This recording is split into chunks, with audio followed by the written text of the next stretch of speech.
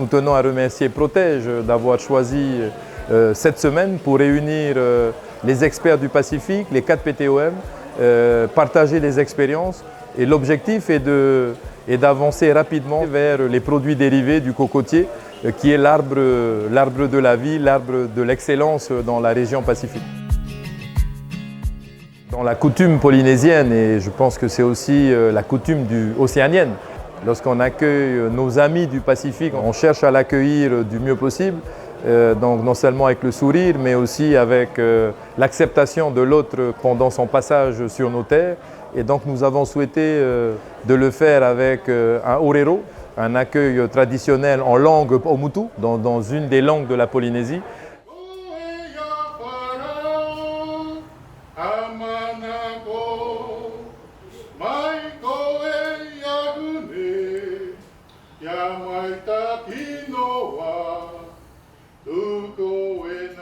Et puis il y a eu cette réponse des Wallisiens et de la Nouvelle-Calédonie avec ces offrandes que nous avons acceptées avec plaisir. Voilà, il est important de commencer une cérémonie internationale océanienne par la coutume.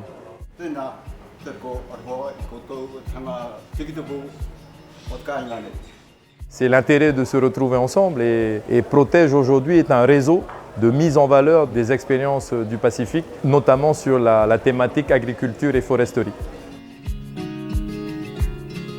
I'm here to attend the OCT's coconut workshop as maybe a resource person, providing some insight on what is happening in the coconut sector in the Pacific.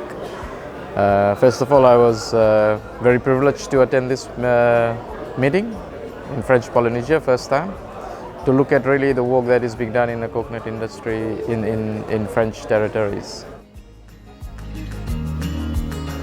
Important thing to do is make sure the OCTs in the Pacific region combine together to share experiences and knowledge that they've gained. Some countries in the Pacific are way ahead, like PNG, Samoa, Fiji. There's good lessons that can be passed on to French territories, as well as vice versa. There's some good initiatives that French territories have already started, such as in French Polynesia, and these can be replicated by other Pacific islands.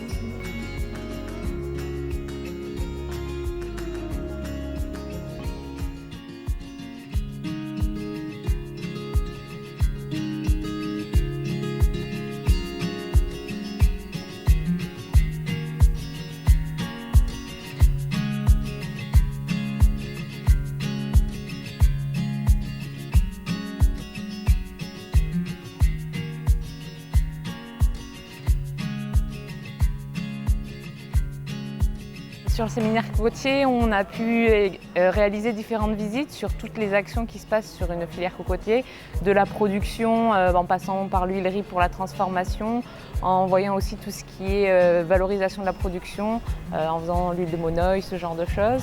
On a pu aussi également voir tout ce qui est semencier, ce qui est très intéressant, tout ce qui est séchage, tout ce qui est partie plus technique, ce qui nous intéresse nous particulièrement. On a pu voir énormément de choses qui ont permis, en fait, grâce à la cohésion des différents territoires, de pouvoir faire ressortir des objectifs à atteindre via le projet Protège. Donc voilà, moi j'en retiens que du positif, puisque déjà il y a une bonne cohésion qui s'est faite entre les différents territoires Polynésie, Wallis-et-Futuna et Nouvelle-Calédonie. On est vraiment dans une volonté d'échange et on a pu apprendre énormément de la Polynésie.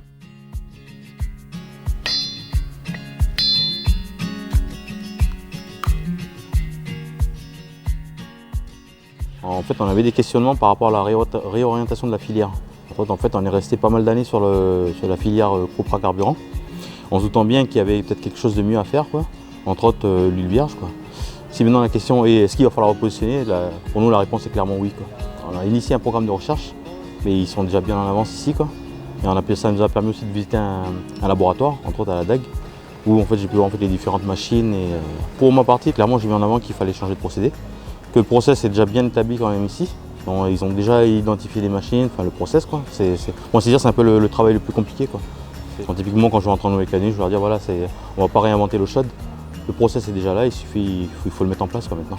Le tester. Bien sûr, alors, ils n'ont pas tout mâché le travail, hein. Il va falloir encore aller chercher des marchés, structurer la filière en amont pour qu'on puisse alimenter le procédé, quoi. Mais dans l'idée, pour moi, la 50% du boulot, c'est-à-dire la recherche de procédés, elle a été faite. Maintenant, il ne reste plus qu'à, il faut y aller.